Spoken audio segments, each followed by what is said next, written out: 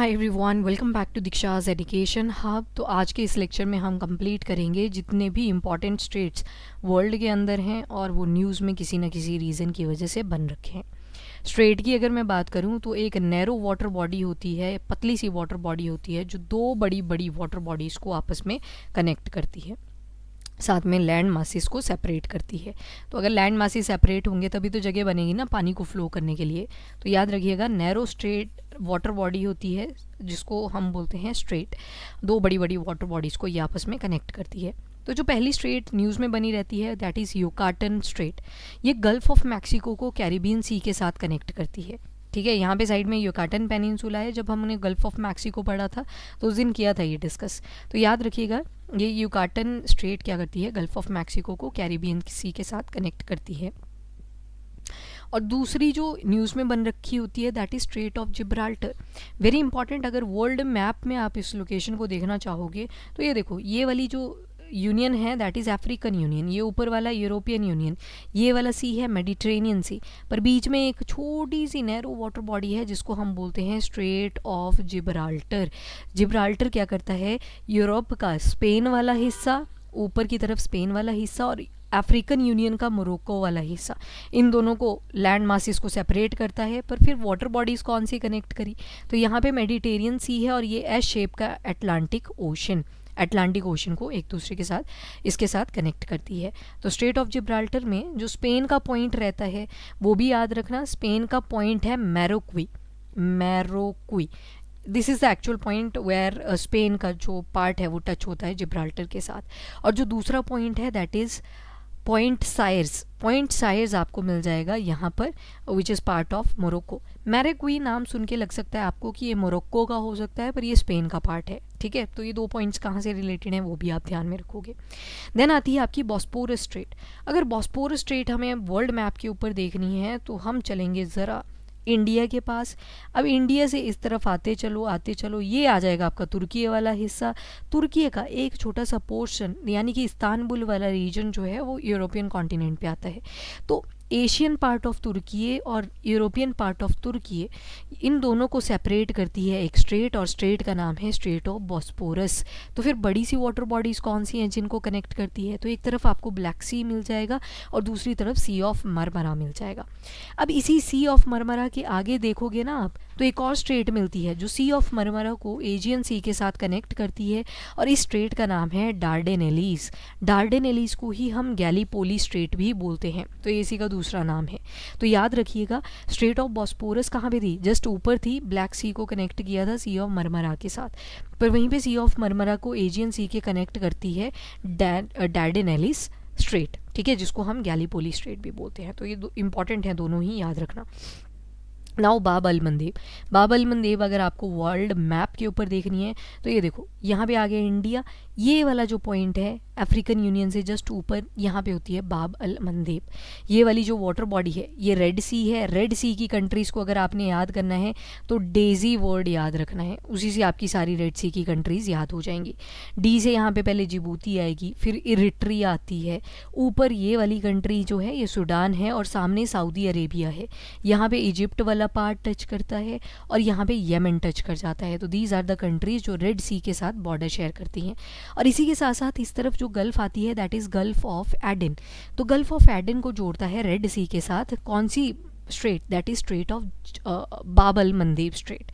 ये जो बाब अल मंदेब स्ट्रेट है ये तीन कंट्रीज़ को टच करती है। ऊपर की तरफ येमेन आ जाएगा, इस वाली साइड ये वाला येमेन का आपने एक रिबेलियन ग्रुप भी सुना होगा दैट इज़ हाउदी।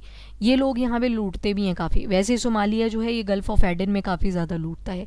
पर अगर बाब अल मंदेब की बात करें तो यहाँ पे कौन कौन सी कंट्रीज़ के साथ ये टच कर रहा है, तो यहाँ पे एक तो जिबूती आ रही है और साथ में एक इरिट्रिया वाला पार्ट आ रहा है जहाँ पे बाब अल मंदेब टच करती है। तो तीन कंट्रीज़ हैं यहाँ पे जिनके साथ ये टच करती है। वाटर बॉडीज़ कौन कौन सी आई, दैट इज़ रेड सी, और दूसरी तरफ है गल्फ ऑफ एडन। ये देखो बाब अल मंदेब है, तो एक तरफ आपका जिबूती वाला रीजन और थोड़ा सा इरिट्रिया का टच करता है, गल्फ ऑफ एडन है इस तरफ और इस तरफ रेड सी है। ठीक है, येमेन ये ऊपर आ गए, यहाँ पे इनकी कैपिटल है सना, यहीं पे वो रिबेलियन ग्रुप है हाउदी, जिनको फंडिंग ईरान से भी आती है, सऊदी अरेबिया से आती है, तो ये चलता रहता है फंडिंग का। नेक्स्ट है मोज़ाम्बिक स्ट्रेट। अब अफ्रीकन यूनियन के जस्ट साइड में आ जाओ, बिल्कुल ईस्टर्न पार्ट पे। यहाँ से ही एक प्लेट टूटी थी और वो बन गई थी जाके मैडागास्कर।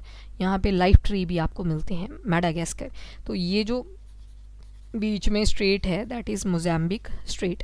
किन किन लैंड एरियाज़ को टच करती है? तो ऊपर कॉमोरोस को टच करती है। साथ में आप नोटिस करोगे कि मैडागास्कर को भी लैंड है, इसको सेपरेट किया है फ्रॉम द मोज़ाम्बिक। ठीक है, ये तो आपने याद रखना है। पर ऊपर की तरफ देखो, इंडियन ओशन वाली मेन वाटर बॉडी आपको मिल जाएगी, नीचे की तरफ भी। ठीक है, ये याद रखोगे आप। फिर आती है बेरिंग स्ट्रेट। बेरिंग स्ट्रेट अगर आपको देखनी है, बिल्कुल टॉप पे चले जाओ। वर्ल्ड मैप अगर मैं ओपन करूँ, ये देखो इस वाले पार्ट पे आती है। ये अलास्का वाला रीजन है ना, ये वाला, दिस वन अलास्का। और ये वाला जो दिख रहा है थोड़ा सा, ये रशिया का ही पार्ट है। अलास्का इनका ही पार्ट हुआ करता था, पर यूएस को एक टाइम पे इन्होंने गिफ्ट में दे दिया था अलास्का। ठीक है, तो यहाँ पे आपको एक स्ट्रेट दिखेगी जिसका नाम है बेरिंग स्ट्रेट। तो एक नैरो वाटर बॉडी जो दो बड़ी वाटर बॉडीज़ को टच करेगा। कौन कौन सी? ऊपर की तरफ है चुकची सी, और नीचे की तरफ देखोगे तो कौन सा आ जाएगा? बेरिंग सी आ जाएगा। ठीक है, तो एक तरफ आपका अलास्का वाला पार्ट है, एक तरफ रशिया का पार्ट है चुकची सी, और नीचे की तरफ बेरिंग सी आ जाएगा, बेरिंग स्ट्रेट। तो ये कंट्री न्यूज़ में थी। रीज़न बिहाइंड, इन्होंने स्लीपिंग सिकनेस को एलिमिनेट कर दिया है। ठीक है, स्लीपिंग सिकनेस जिसको आप ट्राइपेनोसोमियासिस भी बोलते हो, ह्यूमन अफ्रीकन ट्राइपेनोसोमियासिस गैम्बियंस की वजह से ये होती है। तो इसको सक्सेसफुली इन्होंने एलिमिनेट कर दिया है। इसी रीज़न की वजह से ये न्यूज़ में बन रखा था। नेक्स्ट, नाविका सागर परिक्रमा। तो हमारी नेवी ने ये इनिशिएटिव लिया है। इसका एक जो फर्स्ट फेज़ है वो 2018 में हो गया था। तो 2 अभी हमने फीमेल कैप्टन्स भेजी थी कि वो सागर की परिक्रमा करेंगे। तो अर्थ आपको पता है जियोइड शेप में है, तो उस जियोइड शेप को ही कवर किया जाता है। गोवा से ये जर्नी शुरू होती है। छोटी से जो सेलिंग शिप्स होते हैं उनको यूज़ किया जाता है, सेलिंग शिप्स को। तो जो पहला फेज़ होता है लेग 1 जिसको बोलते हैं, तो गोवा से निकल जाते हैं इंडियन ओशन की तरफ। और जो फ्रीमेंटल जो पोर्ट है, ये कहाँ पे लोकेटेड है? ऑस्ट्रेलिया में। वहाँ पे इनका फर्स्ट स्टेशन होता है। फिर यहाँ से निकल जाते हैं लिटिल लिटन जो है न्यूजीलैंड का पोर्ट है। अब घूमते घूमते पैसिफिक ओशन से ये पहुँच जाते हैं साउथ अमेरिका के साइड में, फॉकलैंड आइलैंड पे। फॉकलैंड आइलैंड एक किसकी टेरिटरी है? यूके की है। उसके बाद अगली जो लेग आती है वो केप टाउन पे है, और केप टाउन से फाइनली गोवा पहुंच जाते हैं। अब ये नाविका सागर परिक्रमा जो 2 शुरू हुई थी ये कंप्लीट हो चुकी है। अक्टूबर मंथ 2024 में ये शुरू हुई थी, तो ये अब कंप्लीट हो चुकी है। तो कौन सी सेलिंग वेसल को यूज़ किया गया है? तो Tarini, INS Indian naval selling vessel, नाम है तारिणी। और पॉइंट नीमो को इन्होंने पास किया था, तो इस वजह से ये न्यूज़ में बन रखा था। साउथ पैसिफिक ओशन के अंदर है।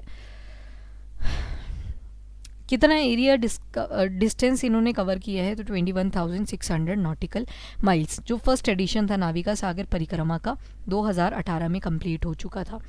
तो अभी के लिए इतना ही। इनको ध्यान से करें, थोड़ा फैक्चुअल ज़्यादा था, और बाकी का हम देखेंगे नेक्स्ट वीडियो में। So thank you everyone, have a nice day, keep studying and keep watching.